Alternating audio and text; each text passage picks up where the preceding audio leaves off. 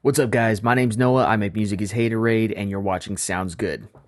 Back after a little break. It's much needed break, much needed vacation. We're going to get into some mid-tempo stuff this month. Specifically for this video, I'm going to be talking about pre-shifting claps and snares. This is a pretty standard practice in mid-tempo, and I wanted to sort of cover a couple of tips, general tips that I use when I'm doing pre-shifted claps and how to make them yourself from scratch without having to use some from a sample pack. So to start out, we have just a snare. I've got a snare like this, snare like that, and a clap like that. And they're usually layered on top with these kicks. So the kick and snare together. And I chose a clap and a snare because you could use this technique with both. So it's really simple. You want to have some sort of lead in to this snare. You want it to sort of sweep or sort of slide into the snare. So I like to use tails from other snares and other claps, but you can use, pretty much any sound as long as it has similar characteristics to your snare or clap.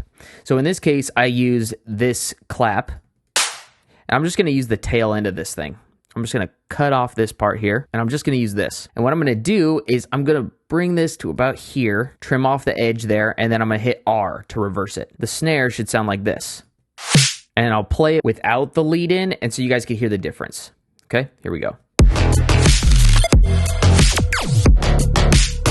But you guys can kind of hear it doesn't have that lead in. It doesn't have that that sweep into it. And sometimes it's good to have an alternate. Like maybe it'll happen on the second one only.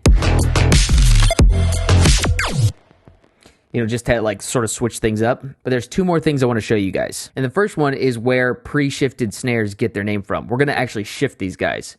But how do we do it in a way that actually sounds good? We want the transients to sort of hit at a similar spot to where that beat is, because if our drums start to drift off beat, then the track starts to lose some of its rhythm. But we can shift this over just a little bit, and what I'm doing here is I'm selecting this entire section, and what I'm doing is I'm gonna hold command, and I'm gonna just shift it over using the arrow keys. You can see that we're just creating a little bit of space there. If I shift it over just a little bit more, you can see if I push it all the way out here, it'll get too far off bass. So we'll just try it right there.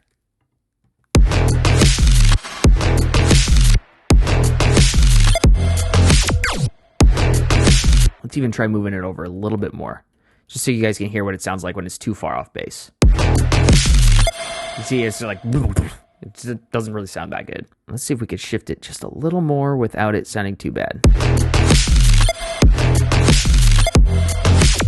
You can kind of hear it kind of gives it a new flavor compared to the second one here.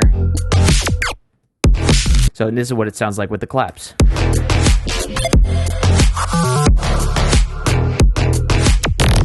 And let's shift them over a little bit.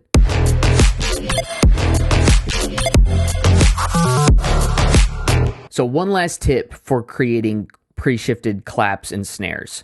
So when we shift this off the grid, it starts to become a pain to copy and paste it, right? We could go in, we could just, sometimes we'll grab it and we only grab up to the sample. We don't remember to grab that extra space. And when you're looking at it from all the way out here, it's kind of a pain to have to go and zoom back in and do this all by hand. So here's a cool way that you guys can get around this. Just highlight the whole section for that that 2 beats that where the snare occupies, and press Command J. And what that's going to do is it's going to print it together. And what that's going to do is it's going to create a new audio clip with that space already printed. So all you need to do is just press Command D, and now you have them all perfectly in time where you need them to be.